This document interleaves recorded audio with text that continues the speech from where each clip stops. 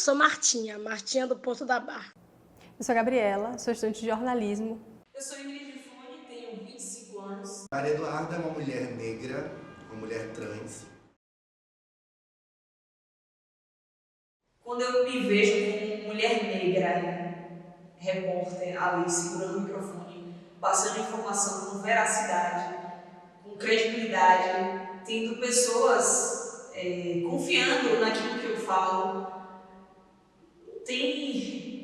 não tem palavra que defina isso. Eu costumo sempre falar para as pessoas que é o que você está vendo e não o que você acha que eu sou. Então, eu tenho a minha postura, tá? Tenho o meu posicionamento, eu entro e saio em qualquer ambiente ali dentro. As pessoas, inclusive, me respeitam. Porque todo mundo é escutado na sociedade. O homem branco, a mulher branca, o homem negro, menos a mulher negra, que é completamente invalidada. Então a gente precisa de mais mulheres negras dentro desses espaços para que elas sejam ouvidas. Não necessariamente dentro da comunicação, até dentro da nossa própria casa, com a nossa mãe, a nossa avó, a nossa tia. Quantas vezes a gente para escutar essas mulheres falarem, seja reclamar de alguma coisa, seja agradecer por alguma coisa, seja só conversar. Quantas vezes a gente põe essas mulheres para serem ouvidas? Quantas vezes a gente põe essas mulheres para darem opiniões concretas sobre política, sobre economia, sobre qualquer coisa que seja do interesse delas?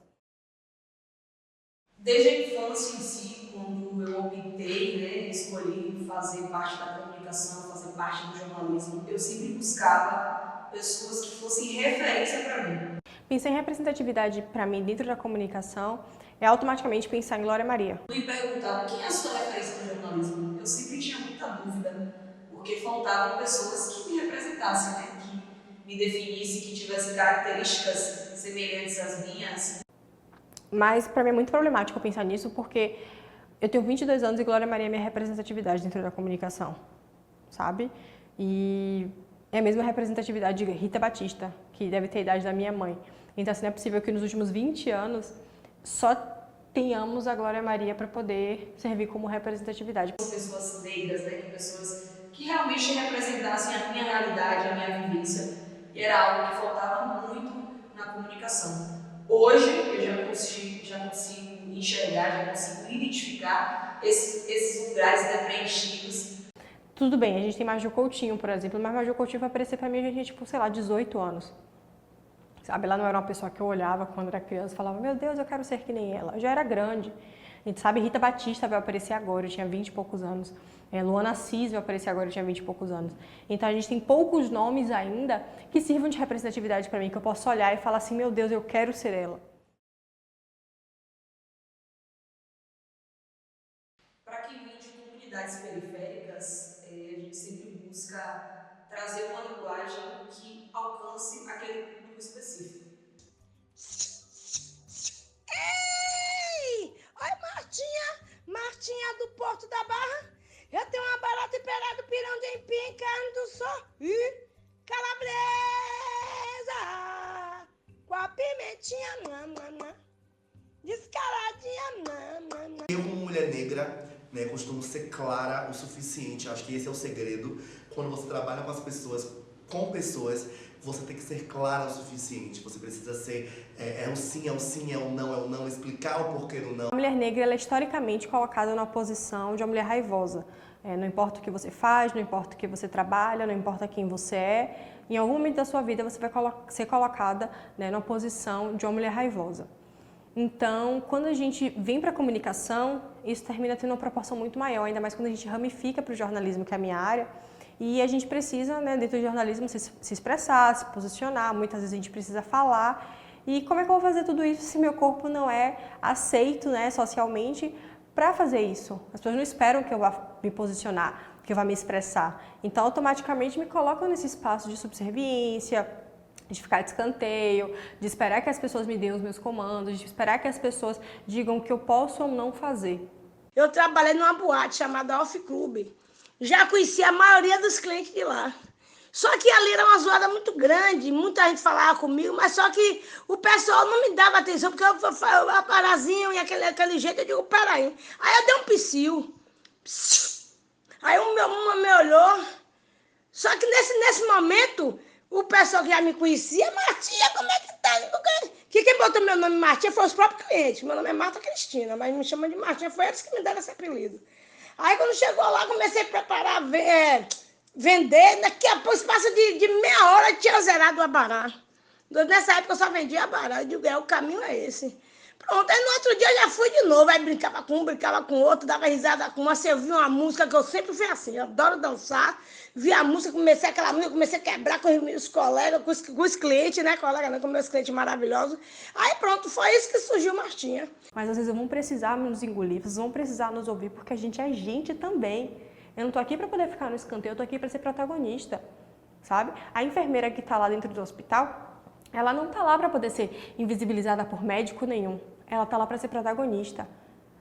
E assim a gente vai. A baleira que está dentro do ônibus, ela não está lá para poder ser invisibilizada por ninguém, ela está lá para ser protagonista. A mulher que está lá dentro da sala de informática dando aula, ela está lá para ser protagonista. Então vocês vão ter que engolir as mulheres pretas sendo protagonistas das suas próprias vidas e tomando suas próprias decisões. Não vão nos invisibilizar. É muito importante que vocês nos ouçam. Consigo estar sempre muito bem apresentada, até porque as pessoas elas são muito julgadas. Por mais que elas falem que não querem, que não são, elas são sim. Às vezes uma pessoa que chega muito bem vestida, muito bem colocada, a fala daquela pessoa requer muito mais valor do que uma pessoa que chegou simples, só com sua forma de ser, com seu jeitinho. Isso para a sociedade é muito ruim. Então, existe, né? A gente precisa enfrentar isso e se posicionar assim, até porque independente de roupa, de vestes, independente da forma com que você está, a sua fala, a sua voz tem que ter sim autoridade e tem que ter poder e as pessoas precisam ouvir e entender também. O fato de não ter medo de comunicar, acho que tem que ser a primeira estratégia, porque às vezes a gente fica com receio de como vai falar, como vai se portar, como é que tá o meu cabelo, porque tudo hoje comunica. Inclusive, recentemente eu me peguei presa a isso, porque eu vi um vídeo meu em uma entrevista do T-News, onde eu estava com meu cabelo black, meu cabelo nas alturas. Eu falei, pô, velho, quem olhar ali vai dizer, os repórteres estão conseguindo ser eles. Então a gente tem que ocupar todos os lugares da forma que a gente quer, a gente tem que se impor, a gente tem que comunicar se impondo, colocando, sendo a gente ali mesmo, colocando o que a gente quer falar, da forma que a gente quer falar, claro que respeitando os limites. Na verdade, eu entrei na empresa como um menino, eu não tinha iniciado a minha transição, né? Passei todo um processo lá dentro. Só que eu cheguei em um nível, eu cheguei em um lugar em que eu me senti segura. E eu falei, é aqui que eu vou estar, é aqui que eu vou começar a minha transição. Porque querendo ou não, dá muito medo, não é fácil. Então, quando eu me senti segura, eu falei, vou começar a minha transição. E acredite que hoje vale muito mais o meu resultado do que a minha estética. Nesse momento, se tratando desse assunto específico, eu espero o mínimo também, sabe? Eu queria muito poder dizer, eu quero que a sociedade me traga várias Oprahs, várias Glórias Marias. Quando, na verdade, nesse momento o que eu quero é o mínimo, sabe? Eu quero várias mulheres pretas no meu dia a dia. Dentro da minha universidade, por exemplo, eu não tenho nenhuma pessoa negra. Quando a gente filtra isso para a mulher preta, quantas aqui vão entrar? Quais são as chances dessas mulheres ocuparem esses espaços? Então, primeiro eu quero o mínimo, para depois eu conseguir sonhar com mais e mais e mais e acreditar que nossa sociedade em algum momento vai tomar um rumo em que eu não vou precisar nem pedir pelo mínimo, nem pedir por nada, porque eu vou naturalmente ver minhas iguais ao meu redor e no meu dia a dia. Na verdade, que teria que eles me oferecer, porque eles sabem. Se eles me procuram, se eu estou no site do governo do estado, se eu estou no Google, se eu estou no YouTube, se eu já fui convidada para o documentário Street Food, estou no documentário da França, veio franceses para aqui para fazer documentário comigo. Saí no programa do Rodrigo Faro, a Itaipava me chamou para gravar com o Tiaguinho.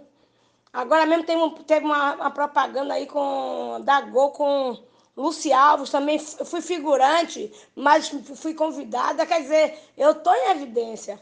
Eu acho que eles poderiam até me ajudar. Recentemente, nós tivemos um caso já de uma repórter que foi agredida na rua enquanto fazia o seu trabalho. Então, assim, enquanto eu vejo que a gente ainda está em fase de evolução, eu continuo sentindo que a gente ainda tem muito mais para evoluir.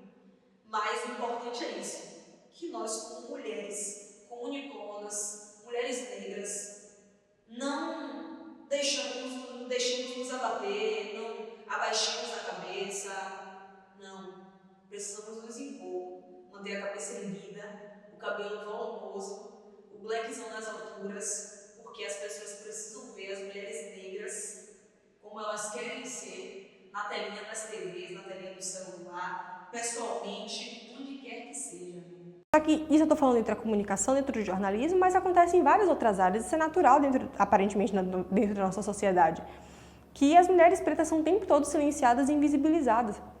Seja dentro da saúde, seja dentro das artes, seja dentro da educação, da informática, onde quer que seja, onde tem mulher preta, automaticamente vocês estão nos silenciando. Repense no seu dia a dia. Quantas vezes você para ouvir a mulher preta que está do seu lado, trabalhando com você, estudando com você, morando com você, sabe? Então, eu quero poder ocupar os meus espaços e eu quero poder usar a minha voz para poder ocupar esses espaços enquanto jornalista. Eu quero poder ocupar a bancada do Jornal Nacional sem que olhem para mim e digam: você não tem perfil para isso, porque não estão acostumados a me ouvir. Porque não estão acostumados a ver uma mulher preta ocupar esse tipo de espaço. Eu quero poder, por exemplo, fazer a apresentação da cerimônia do Oscar, sem que as pessoas olhem e falem: você não tem perfil para isso. Qual é o perfil disso, se não o meu? Se eu sou uma profissional competente. Então, assim, a partir do momento que as pessoas começarem a ouvir mulheres pretas, deixarem mulheres pretas falar, ouvir, né, porque não adianta só a gente falar, vocês vão se acostumar com a nossa presença, vocês vão entender que a gente é gente também, que a gente tem opinião própria, que a gente não vai viver na sombra de ninguém. Então, a partir desse momento, vocês vão entender as profissionais que nós somos, qualquer âmbito que seja. E a partir daí, a gente vai conseguir começar a construir uma sociedade minimamente digna profissionalmente para essas pessoas.